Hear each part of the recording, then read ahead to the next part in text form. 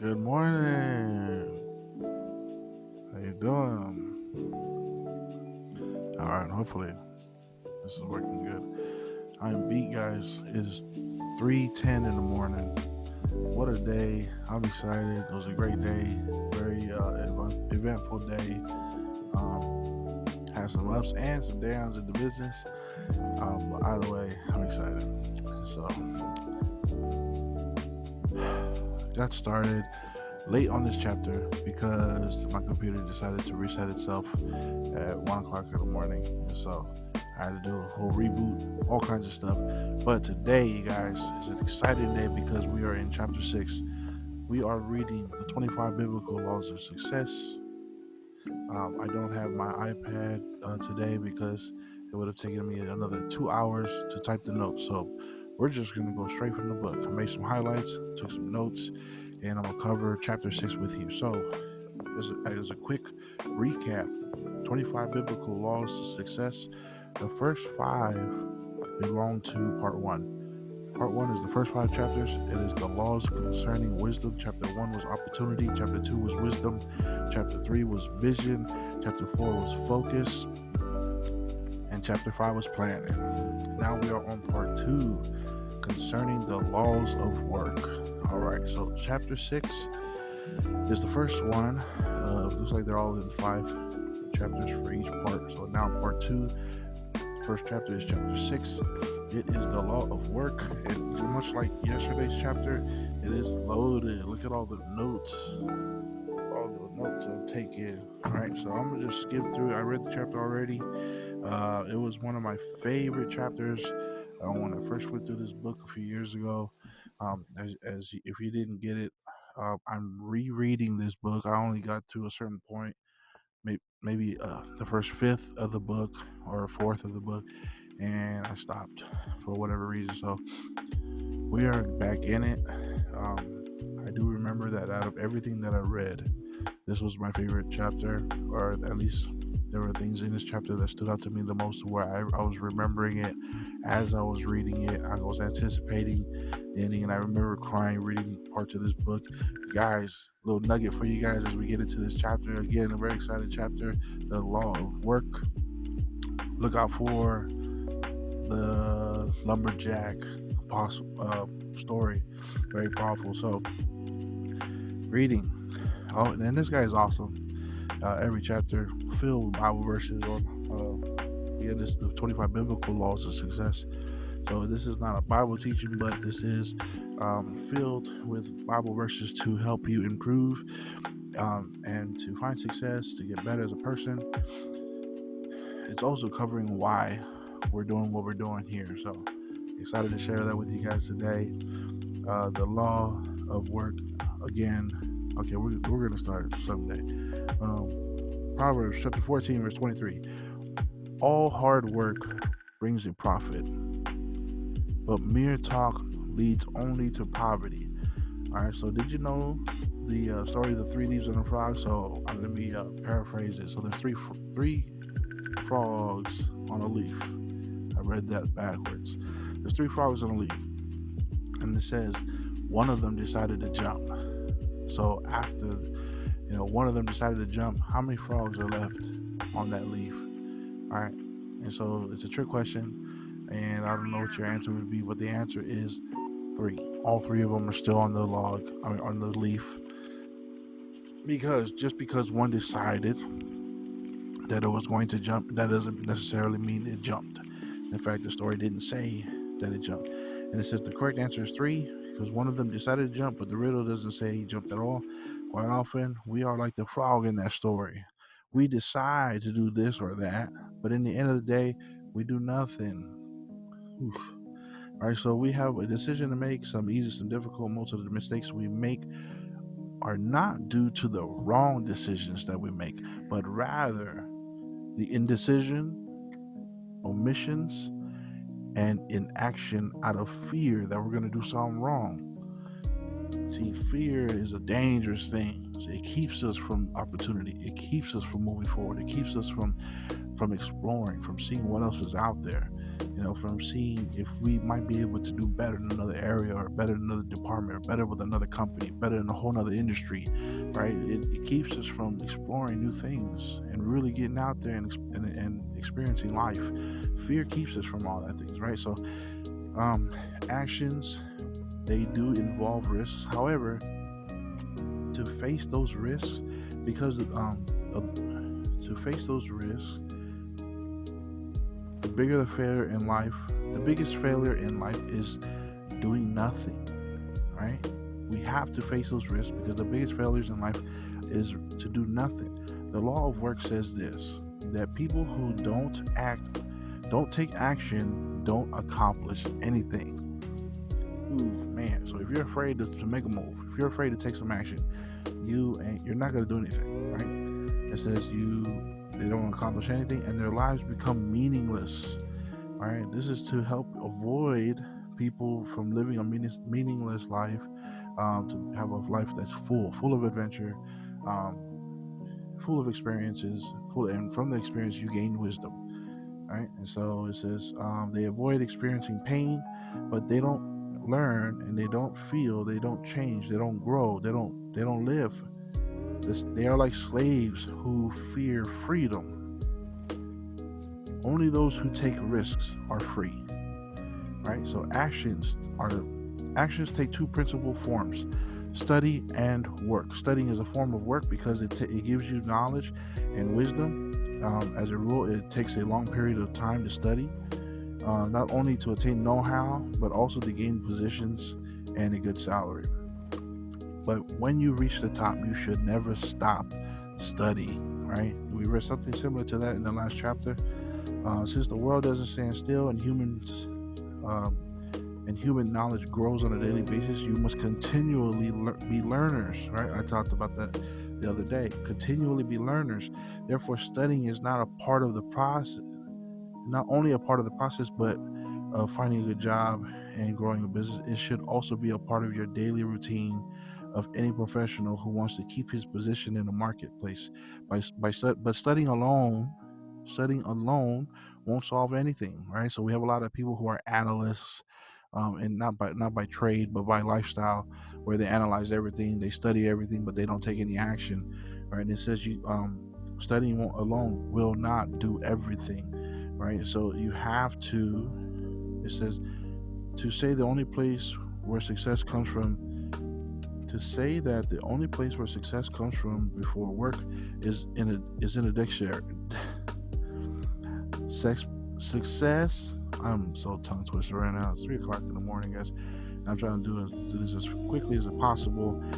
Where success comes before work is only in the dictionary, right? It's a cliche, but it's definitely a fact. When properly understood, this realization can lead to professional success. The connection between work and success is ignored. If ignored, it causes misunderstanding and a waste of time and a waste of money. Work has to be before success, right? We talked about it yesterday. Work breeds success. It breeds success. Work begins with the search of knowledge, whether by studying or gaining practical experience. One of the main traps on the way to success is taking shortcuts. Sometimes the best way is not the shortest way. The results can be very positive if success takes a long time to achieve. So you got to stop worrying about how long it's taking for you to do something, right? So this book, I started 3 years ago. I didn't finish. I put on the bookshelf, never got back to it. But because of my resolution to get to reading, right? And I'm going to read a minimum 6 books this year. My goal is 10, but fall short 6. I'm trying to do, I got to fit 1 book within almost a month with some change, right, in order to get that goal, right? And I started mid-January, so I'm a little behind the ball, but I'm gonna try to do 2 chapters a day and get that going. But it says here, don't worry about how long it's taking, right? So I've been in business 8 years. I have goals that I wanted to reach in my first year that I haven't achieved yet, right? But you can't worry about how long it's taking, because it says your success can be very positive even if it takes a long time to achieve. Early success can lead to negative outcome, right? Sometimes we see people that reach top levels of success too early. They weren't ready. They weren't mature. They didn't have the experiences that someone else might have. That took their journey took them a longer time, right? It says because wisdom and ability are the wisdom and the ability to manage often come only with time, right? I'm fitting. That's so true, right? So the law of work is a powerful spiritual law because, as a rule, those who achieve success or money without honest hard work and unable to hold on to their are unable to hold on to their success and money for a very long time. Dishonest money dwindles. It says, it's quoting here Proverbs chapter 13 verse 11. Dishonest money dwindles away, but whoever gathers money little by little makes it grow, right? So one of the people I listen to quite often is Jesse Lee Peterson, and he says his theory, he's a pastor, and his theory on hard work, that you have to have some kind of hard labor job at some point in your life because it teaches you a certain kind of wisdom that you can only get from doing hard labor work, right? And it says that, again, he says here, the law of work is powerful. It says where was that at? Where's that? Spiritual law, because the rule is to achieve success and or money without honest hard work those who achieve success or money without honest hard work are unable to hold on to it for very long. See, there's no such thing as shortcuts. Shortcuts don't pay off. They might give you a temporary gain, but you'll see people lose that very quickly, right? And so moving on, confidence. Henry Ford said, "Whether you think you can or you think you can't, you are right." That's a very famous quote by Henry Ford. For your work to bear fruit, one ingredient is indispensable, and that is confidence. You must believe in yourself and in your vision. Believe in what your business is creating or managing. All right, the Bible says in 1 Corinthians, whoever plants and threshes should be able to do so in the hope of sharing in the harvest. 1 Corinthians chapter 9 verse 10. I'm going to read that again. Whoever plows and threshes should be able to do so in the hope of sharing in the harvest. Nothing will happen unless you believe in it. That's so true. Without faith, nothing is possible, because faith is the confidence in what we hope for, as assurance about what we do not see. Hebrews chapter 11 verse 1. The Bible says that through faith and patience we inherit what has been promised. According to Hebrews chapter 6 verse 12, we are not talking about religious faith, but faith in yourself and in what you do. There are countless studies and surveys showing that believing in yourself and your projects is necessary for achieving success, for being motivated, for facing the inherited difficulties of any undertaking. If you don't have faith in your project, your company, or your product, then nobody will. Therefore, have faith, my friends. Powerful chapter. I took this to heart because I've been facing some friction ever since I started doing this book reading, book club, podcast, and also the encouragements I've been putting in. So if you don't know, I have two pages. One is my Big Money page, and that is my business page, to sell our product for my company. It's also to offer the opportunities for people. It's also for me to help people out with coaching.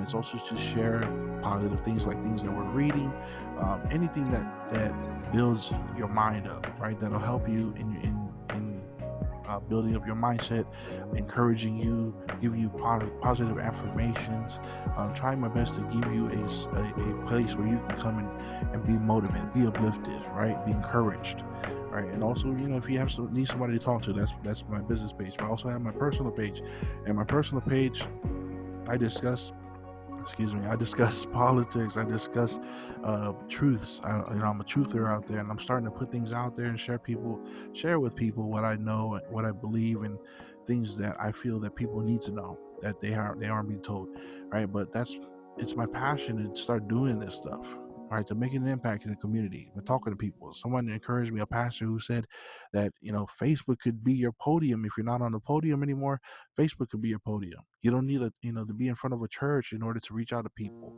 You don't need to be, standing on the corner, which I'm going to be doing anyway, but you don't have to be out there to reach out to people. Facebook is right here. I have access to millions and millions of people. Why not come over here and encourage people and do what I got to do on here and share knowledge and encourage people and hear from them, right? And have some discussion, right? And so it's very rewarding, but at the same time, there are difficulties. There are people who they want to argue, they want to fight, they want to, judge me and call me names, and it can be very stressful. Sometimes, especially when I'm arguing with immature people, but I also got 4 kids that I got to raise myself. I got to spend time with my wife. I got to have time for my business. I got to have time for myself. I got to have time for family. I got to have time to clean up and do laundry and all that kind of stuff. I don't do laundry, but there's things that require my time, and so it's very difficult for me to give someone else any time. So when I took on this project right here of reading, I find myself starting to read the chapter that I'm going to be sharing at 12:30 in the morning, right? Because my work doesn't really get done till about 10, and then I'm doing other things and studying and learning and all kinds of little projects here and there. And so now it's 3:26 in the morning, and here I am, right? And it says here, if you don't believe in anything that you do, if you don't believe in your project, if you don't believe in yourself, if you don't believe in your product, your company, whatever it is that your mission statement, if you don't believe in it, nobody will. So you got to have faith, right? You got to have faith in what you are going to do with this opportunity, what you are going to do with this project, what you are going to do with the title that you have, with the position that you've been given, right? With what God has given you, what are you going to do with it? What do you believe, right? And if you don't believe that you can do anything with it, nobody's going to do it for you. So you got to do it yourself. Believe, right? It starts with that. Everything starts in the mind. It starts with your thought process. It starts with your planning, and then you can start taking action and seeing some success and moving on to the next level. Hopefully one day, it is my belief that I will be able to reach out and touch more people. My goal is to save 12 souls this year. Save 12 souls this year. I've been slacking in that in previous years, and so that is my goal for myself here. I'm reading 6 to 10 books, or 6 to 10 books this year. All right, achieving my first 100 grand in income in my business. I haven't reached that milestone. I want to do that this year. All right, we recruited 43 people in the business last year. My goal this year is to double that, 86. Right, so you got to believe it, and nobody's gonna believe in it for you. See, that's one of my strengths. We talked about yesterday. Your strengths, your weaknesses, your opportunities, and your threats, right? But one of my strengths is my belief system. I believe like nobody else would. I believe in things that are so massive, so big. My dreams are so stupid, they're ridiculously big. And I learned in my business from my mentors that if nobody's laughing at your dreams, they're just not big enough. So dream big. And so my belief level is through the roof, guys. It's through the roof, and I'm excited about it. And yeah, I got a long way to go, and I'm coming from, not even from 0 to 100. I'm coming from negative something to 100, and I got to get there. But I believe that it's going to happen, guys. That's what we're talking about here. Got to have the confidence, right? It says, for your work to bear fruit, one ingredient is indispensable, and that is confidence. If you're not confident about it, not even God can help you. How about that? If you don't believe that it can happen, God is not going to just do it for you. He can't even help you, right? And so think about that. That's how important that is. Dedication. Whatever you do, whatever you find your hands on doing, do it with all your might. Ecclesiastes chapter 9 verse 10, right? Working is not enough, right? We have people that work hard, but they believe so little, right? They work hard, but they got no vision. They just they show up to do the job, but they don't have that belief. They don't have they don't have that devotion. It says here, you must devote yourself to it. You can't just do the work. You got to devote yourself to it.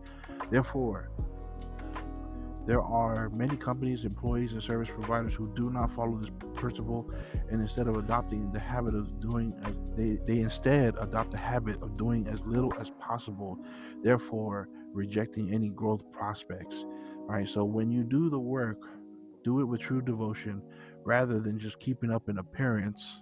Right? How many times we do a job, but we just keep up an appearance as if we're doing it, but we're not really devoted to it. Recognition is sure to follow. It doesn't matter what label people may put on you: insane, workaholic, yes man. Stay focused. Stay focused and keep on working. Right? It doesn't matter what people got to say. Let me tell you something. I talked to my wife today. I said, look, had a little argument with somebody over abortion, and frankly, he pissed me off. Right?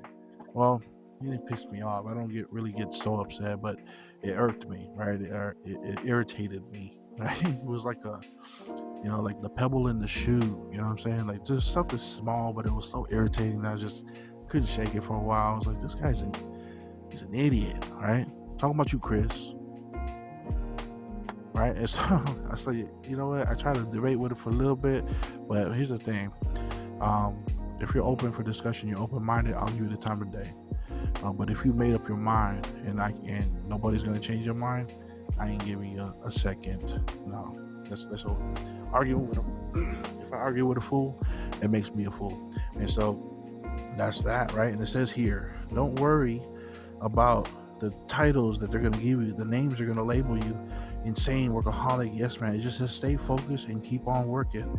Not everybody's going to believe in what you believe. Not everybody's going to understand why you do what you do, and that's okay. That's all right, right? Not everybody follow Jesus, right? He couldn't save everybody, right? So just do what you got to do. Stay focused and get after it. Whatever you're trying to do, get after it. Right, and keep on working. Stay dedicated. It says a company that believes in this manner will be a market winner. Right, for those who add true devotion to their work, they will become a market winner. Dedication to your work is a concept with a religious bias that, when applied, delivers you not only from some spiritual results for those who believe, but also professional and secular ones as well. The Bible is empathetic. Is empathetic on this point. If you want a better life, learn to work well and learn to work hard. Be competent, dedicated, and put your whole heart into it. Whatever you do, work it with all your heart. Colossians chapter 3, verse 23. Napoleon Hill says, also add to your dedication enthusiasm. You got to be enthusiastic about what you do, right? Excited about what you do. When you are excited about what you do, you show enthusiasm. It's going to affect people. It says, Napoleon Hill says that enthusiasm is the fuel that drives men and women towards great discoveries and achievements. Achievers have a profound passion for their objectives, right? Testing. Okay. Achievers have a profound passion for their objectives. They not only show great personal enthusiasm, but also arouse the same sentiment in those around them and in their team, regardless of external conditions. Meaning, no matter what's going on, when the leader is enthusiastic about what he's doing, he's going to affect everybody he touches. Everybody's going to see it. They're going to feed off of that energy. They're going to feed off of that vibe. They're going to say, man, the leader's on it. Let's go. We're ready. If he's ready, we're ready, right? And so enthusiasm in yourself and in those around you. Learn to have a passion for life. Be aware that enthusiasm or the lack of it is contagious, right? So when you're enthusiastic, people will catch on. When you're not enthusiastic, people will catch on, right? Testing. Okay, I had to take a little break. The itch was killing me, and I had to get a little water break. I mean Diet Coke. All right, so be aware of enthusiasm and the lack of it are contagious. Dedication also involves persistence and effort. Solomon recommends, sow your seed in the morning, and at the evening let your hands not be idle, for you do not know which will succeed. whether this or that, or whether both will do equally well. Ecclesiastes 11, verse 6. Solomon also says, when there are no oxen in the manger, when there are no oxen, the manger is empty. But from the strength of an ox comes abundant harvest. Proverbs 14, verse 4. What does he mean by this? All right. Solomon is explaining that the harder you work, the greater your results will be. If you leave the production site empty, it appears to be fine, but productivity comes from filling empty spaces, you guys. Wow. Productivity comes from filling empty spaces. If you got too much empty space around you, meaning you're lacking in workmanship, you're lacking in hands, right? You're lacking in people. Your productivity is limited, right? I think it was Abraham Lincoln who said, "I'd rather have 100 people work 1 hour than one person working 100 hours."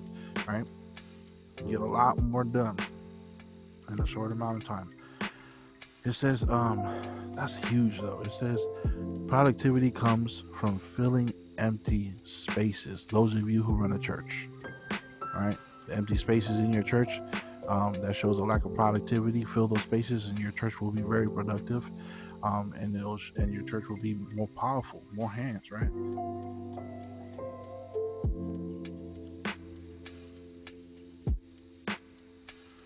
We have to fill our professional sphere, right? So our space around us, with actions in order to obtain growth. Dealing with an ox is definitely laborious, but it also pays off. Furthermore, Solomon is implying that if you use your tools properly, your productivity will increase. For those of you who are handy with tools, you know what Solomon is talking about here, right? There are a lot of jobs that need to get done when you're working on a house, or when you're working on a little project, when you're building something, fixing something, cleaning something, maintaining something. If you're working on a car, whatever it is that you're working on, you have a set of tools. And maybe, whatever job you have on that project, like maybe there's a certain thing you got to do, a certain action that requires that your help, right? So you got to get the right tool, right? Can you use a tool other than the correct tool to get it done, right? Can you use a screwdriver instead of this, or a hammer and nail instead of this? Can you use a socket wrench instead of this? Maybe a different size instead of this size. Can you use some? Yeah, there might be some other tools that you'd be able to use to get the job done, but there's nothing like using the right tools. Am I right? Something just banged up against the house. I don't know what that is. Anyway, Solomon says that if you use your tools properly, your productivity will increase. Nice. If you own a farm and you want an ox, you must know that the animal will give you a lot of work. You will have to look for it after it. You have to look after it. You have to feed it. You have to water it. You have to clean up after it. You have more to do on the farm now because you have an ox. In exchange, the ox will help your work at harvest time, and you will have a bigger harvest. Right? That's huge. In order to grow your earnings, you have to work in a smarter and more effective manner. Your product will have added value. Man, that's huge. So the power of an ox is what I wrote here last time I read this, right? In chapter 14, verse 4 of Proverbs, the wisest man ever to live, King Solomon, he says that the best thing to have for harvest on your farm is an ox. But you got to know that an ox requires work. You got to feed it, clean it up. You got to water it. Give it water. You got to take care of this ox. It's an animal, it's a living thing, right? You don't just let it wander around. You got to take care of it. You got to protect it. You got to clean up after it, right? You can't have a mess all over the dang place, right? You need to clean up after that thing. But it's worth putting in the work to take care of that animal. Why? Because in return, he's going to help you gain your harvest a lot faster, a lot smoother, more effectively. Your back's not going to be hurting. Why? Because you got this wonderful animal to help you out here. Right? And so praise the Lord for that. You got to work smarter. and you'll get bigger harvest at harvest time. In order to grow your earnings, you have to work in a smarter, more effective manner, and your product will have been added value. Nice. There are professionals who prefer the comfort zone, which may be risk free, but also result in a lack of maturity and success. What type of professional are you? Are you the kind who turns down the ox, and so not to have more extra work on top of you, but thereby turning your back on an abundant harvest? So, are you going to turn down the ox, therefore turning your back to an abundant harvest? Because you're trying to avoid all that work of taking care of the ox, right? This is extra work on you. Or turning your back on harvest. Or are you the type of professional? Are you the type of professional with the courage to take on more work or to better yourself in order to enjoy a more abundant harvest or a bigger paycheck? Huge, guys. So it says, what sort of equipment, programs, and tools will make your life easier and more productive? Perhaps there are tools that you haven't even gotten you haven't given a thought to using, right? So maybe there's some stuff out there that you can use to help you with your job, with your production, with your whatever mission you got going on. But you got to just explore the options. Okay, so next topic says persistence. If the axe is dull, and this is my favorite part of everything in this chapter, guys. The story of the lumberjack, powerful. Ecclesiastes chapter 10, right, verse 10. It says, if the axe is dull and its edge is unsharpened, more strength is needed, but skill will bring success. Okay, so the axe works best, right? But if it's unsharpened, is the axe can work better, but if it's unsharpened, then you need more strength and more skill. Now, here's the story behind this. Is pretty crazy. Just elaborating more on that Bible verse. Persistence is fundamental when it comes to working well, right? Being persistent, because it implies attitude and state of mind and a willingness to win. Right, so you being persistent reflects your attitude, your state of mind, and your willingness to win. Hannibal, the Carthaginian general who conquered Rome, wow, it's been a powerful dude. Right, so Hannibal said, or he reportedly told his subordinates, he says, I quote, I shall either find a way or make one, right? Unquote. Or, as the Latin proverb says, if there is no wind, then row. That's huge. All right, so that shows his attitude to get the job done. If there's no way, I will find one, right? What a winning attitude. All right, so no wonder why he beat the Romans, conquered them, right? And he says, if there is no wind, row. In other words, make it happen. Do what you got to do to make it happen, right? So, for instance, I didn't get done with work until very late. Hopped in the shower at 12:30 in the morning. Went, showered, came back out, and it was almost 1 o'clock. And I started to read, and usually I'll type up my notes as I'm reading, and my computer shuts down by itself. I don't know what it was doing, but it took forever to get back up. So I was, figured I'll just read while it's rebooting. I started reading, waiting on the computer, got caught up in doing some other stuff. But I could have been done if I'd stayed persistent. I could have given up.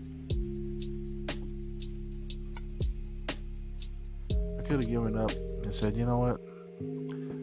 I want to be consistent with my reading, but it's 3 o'clock. It was 2 o'clock in the morning or whatever time it was, and I'm just not feeling it. I'm gonna let it go, right? But because I stayed up, it's now 3:48 in the morning, and we're going at it because I want to be persistent with this mission that I have to do this, run this book club and get this thing going, to share with you guys my readings, right?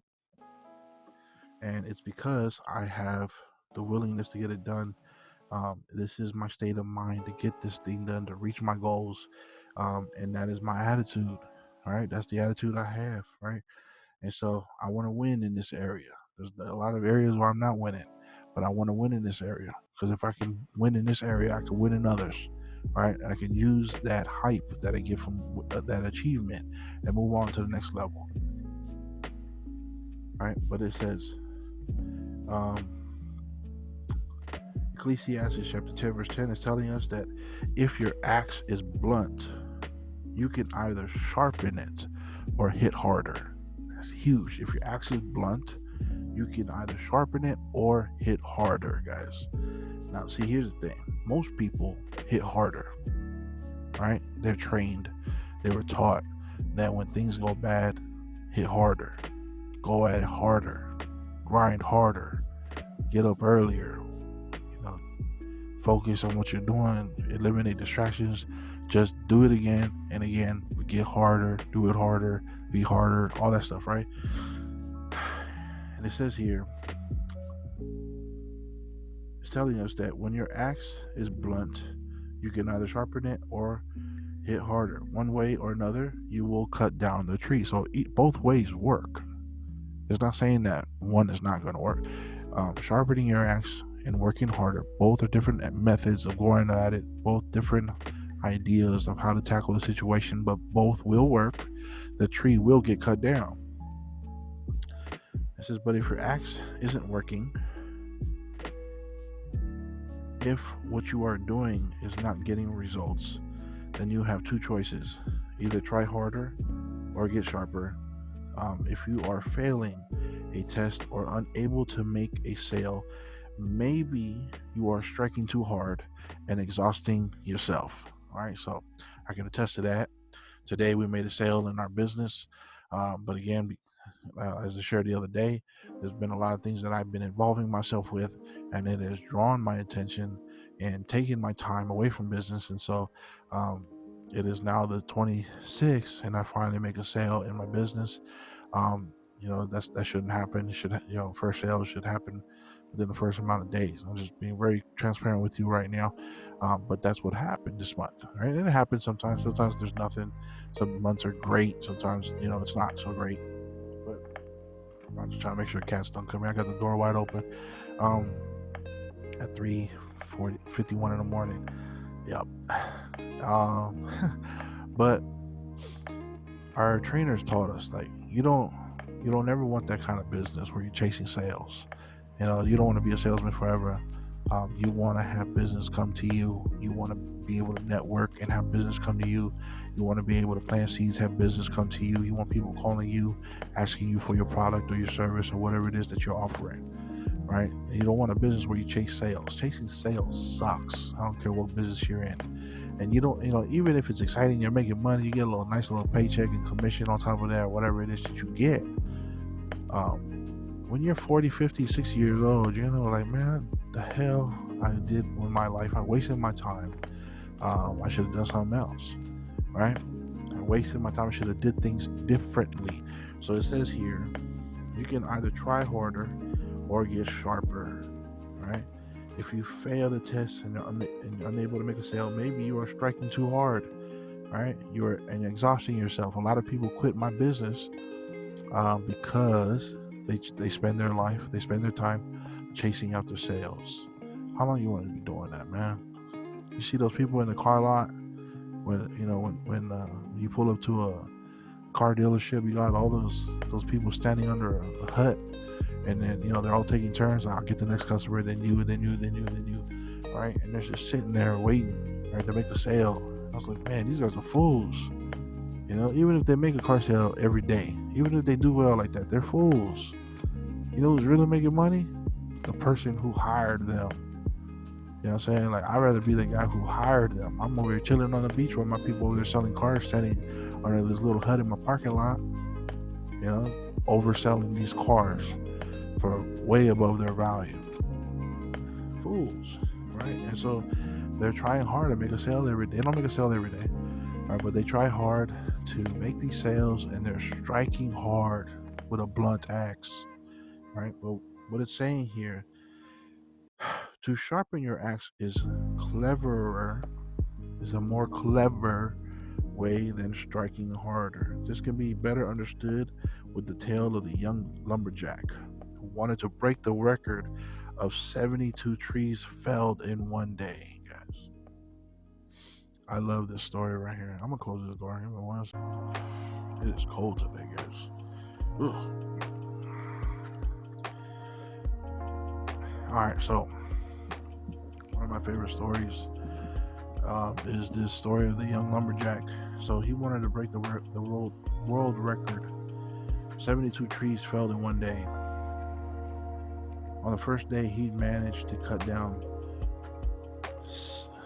The record is 72. He cut down 70. So he was short 2 trees, right? The following day, he woke up earlier. He got out of bed earlier. He worked really hard. He cut down only 68 trees, right? So he said, next day, I'm going to do it even harder. The next day, he got up even earlier. He tried even harder, working himself to exhaustion, but cut down only 60 trees. Right? So here he comes home, defeated, dragging his axe in the mud. So his third day, he cuts down 60 trees, and he's exhausted, right? Frustrated, he sat down to rest, and an older, more experienced lumberjack felt sorry for the young man. He came by and sat down beside him and said, "Son, how much time did you set aside for sharpening that axe?" It was a powerful moment for him, right? The more you use that axe, the more the edge dulls and becomes less effective, unless you sharpen it again. Learn to sharpen your axe. Even if you are at the top of your productivity score, there is always room for improvement. Don't settle for less. It is always possible to do a better job, which will lead to a better life and greater well-being for all. Right? So the reason why we are doing this book club is because I want to finish off, my goals, as I mentioned a couple times already in this video, right? Of getting into the habit of self-improving, reading. Right? All my millionaire friends in the business, they're big-time readers. They're always working on sharpening the mind, right? And it's good to share this information. That's why we're making these videos. That's why we're being persistent with it, right? Because it means a lot to me, and so our goal is to grow this and affect you guys in the same way. Help you guys get into reading your own, right? Sharing knowledge and wisdom, and what a great thing to share with somebody, right? And it says here, the more you sharpen your axe, the more you use your axe, the more dull it gets. It becomes less effective, right? So if the axe is your brain, right, all day long you're rubbing up against something. All day long, there's things that you're dealing with. There's people that you're dealing with. You're dealing with different ideologies. You're dealing with people that have different experiences than you.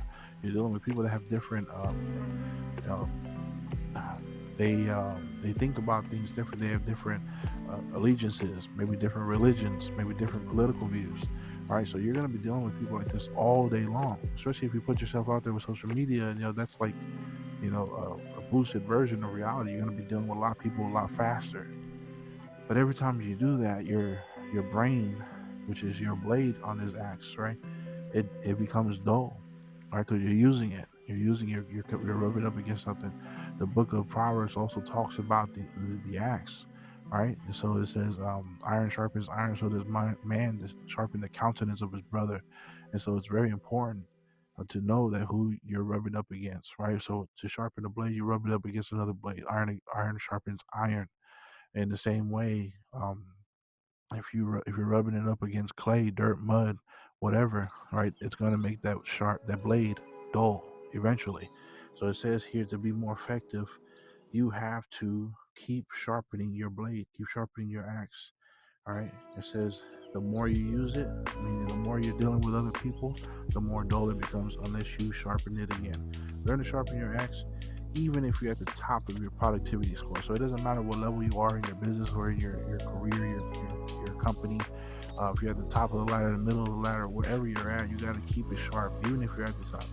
Right? Because it says that there is always room for improvement. Never think that you're as good as you can be, that you're the best around you. There's always room for improvement.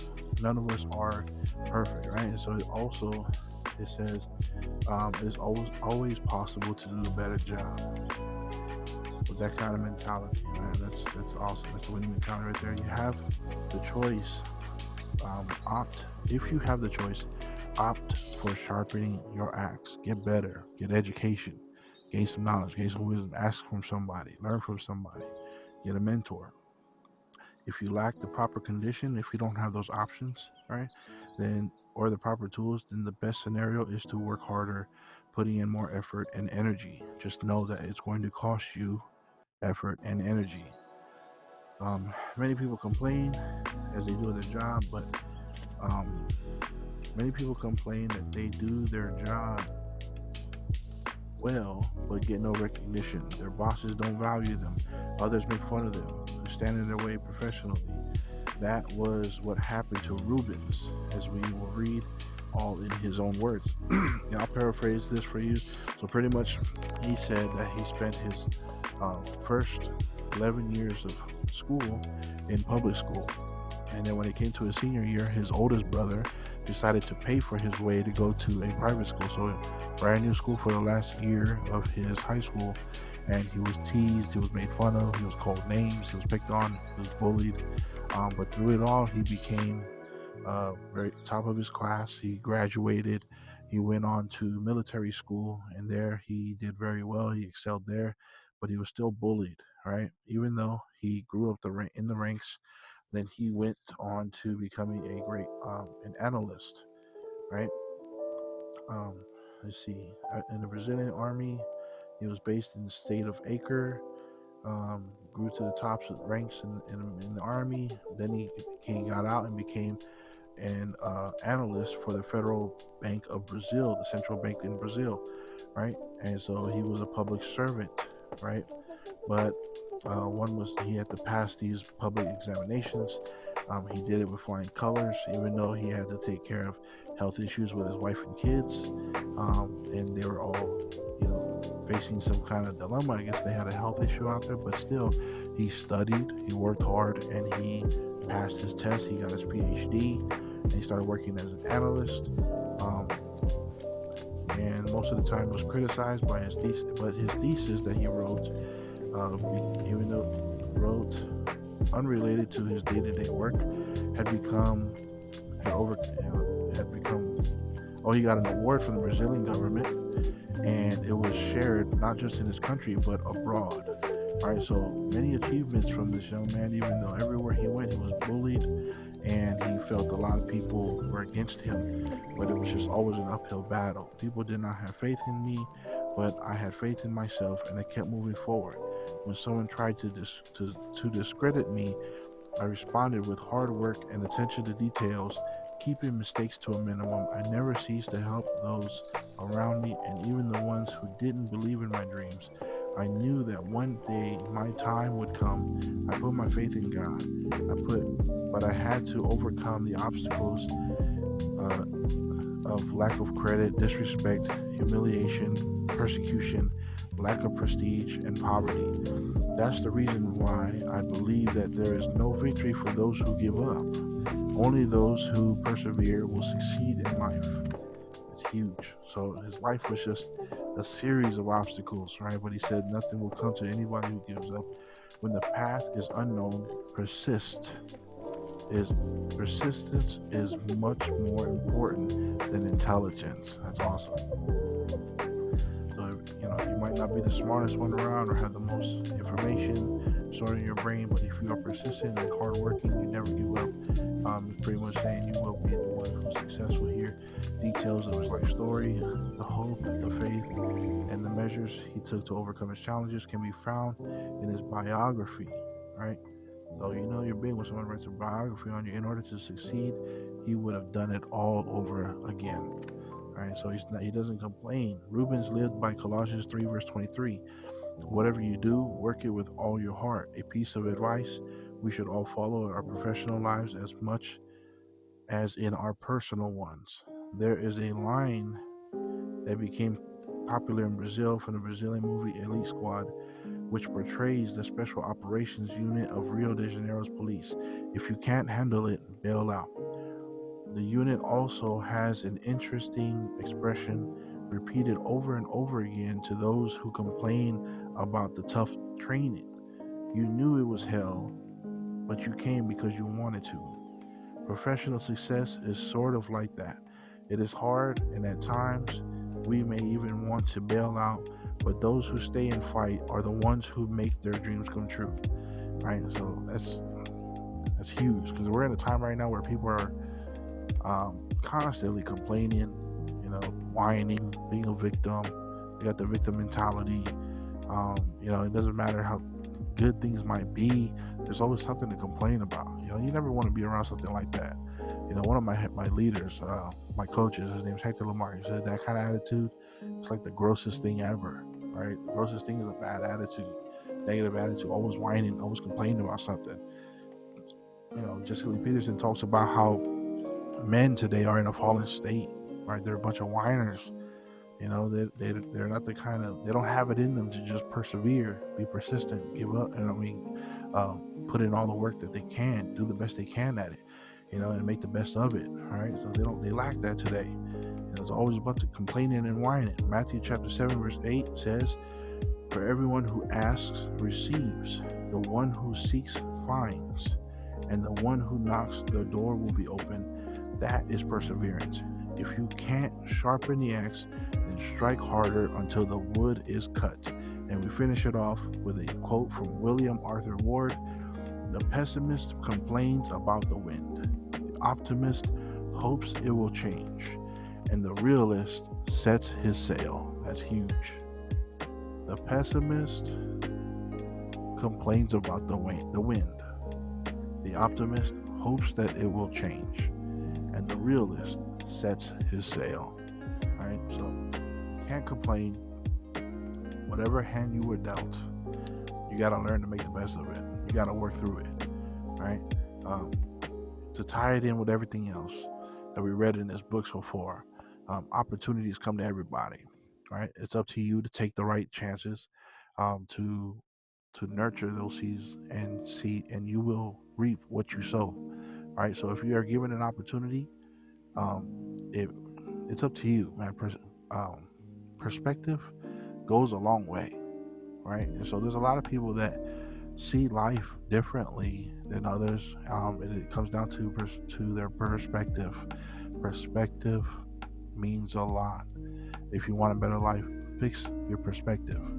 You see, I grew up in the hood. There's other people that they didn't grow up in the hood, but yet they somehow sympathize with people that grew up in the hood, saying that they had less opportunity. Like, how would you know? You didn't even live here. You didn't even live here. How would you know? But there's people that complain, saying that they have less opportunities. There's no opportunities. It's harder for them. And I said, look, I understand. Especially when it comes to certain cards that people want to play. I do understand. However, I'm not a victim of these circumstances. All right. Have I faced racism? Of course I have. All right. I've lived in white neighborhoods. With my wife and kids. When we moved to Huntington Beach, it wasn't very friendly at first. All right. I went to a school with white kids, Hughes Middle School in Long Beach. All right. Everybody went to Lindbergh. I went to Hughes. Why? Because my mom wanted me to be in a better school, to be around some better kids and stay out of trouble. All right. And so I've been there, and shout out to Safara, who passed away last week, a few weeks ago. We were the only Samoans there. Maybe there's 4 of us and 1 Tongan, but out of the whole school, that's kind of rare, especially in Long Beach. But it's your perspective will carry you. You will see opportunity if you have the right perspective, or you can have the wrong perspective and totally miss out. Totally miss out on chances. Totally miss out on opportunities. Right? Because we got to have the right wisdom to discern what's good and what's not good, what's open for us, what's not, and if not, you will miss out. Right? So our coach shared an awesome picture. I think he got it from, it was floating around online, where everybody saw Prince. It was Harry, and he looked like he was flipping somebody off like this. Right? He was holding his hand up, but really the other picture showed the other view because it looked like he was flipping off the media like that, but really his hand was doing this. I don't know what the three stands for, but she showed the pictures, and it's all due to perspective, right? If you want to be offended, you're going to be offended. If you want to feel like you're oppressed, you're going to be oppressed, right? There's no need in complaining and whining about anything here in this life.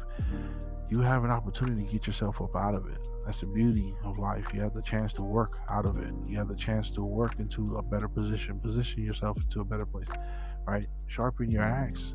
If you feel like you don't have the opportunity, sharpen your axe. Read a book, right? That's why we're doing this, so you guys can get into the habit of reading, right? To work on your mindset, so that you can find yourself some better opportunities. If you don't think that reading will open up some opportunities for you, you're gonna miss out. Okay. If you don't think sharpening your skills is going to open up a better opportunity for you, you're going to miss out. Talk to any carpenter. He'll tell you, learn how to do things. Learn this job. Learn how to work plumbing. Learn how to do concrete. Learn how to do roofing. Learn all the trades, right? So that you become very indispensable. You become very valuable to the market. As we talked about today, those who have the right, those who work at it the most, right? Who put the most work in, they will find themselves favorable in the marketplace, right? So those who work on their skills, they will find themselves favorable in the marketplace. They create opportunities, right? And they'll see opportunities everywhere they go. That's a good salesman right there. That's a good trade, a good worker right there. He'll see opportunities everywhere he goes. All right, so the law of work was a loaded chapter. Chapter 6, one of my favorites so far, and I'm excited about the next ones that we're going to cover. Let's see, tomorrow we're going to do chapter 7, the law of courage. Awesome, just like we were talking about. All right, so stop complaining, sharpen your axe. I love the lumberjack story. How much time have you spent sharpening your axe? All right, there's a lot of times we're spending too much time on stuff that is making your mind dull. All right. If you look at your kids, if they're playing video games too much, which I got to handle with my kids, their brain is like mush, right? They're like walking zombies, right? And so my daughter was a lot different when she was reading one book a month. All right, her brain was, that's why she's as sharp as she is today. But sharpen your mind, guys. Love you guys. Thanks for tuning in, and we'll see you in the next chapter. All right, God bless.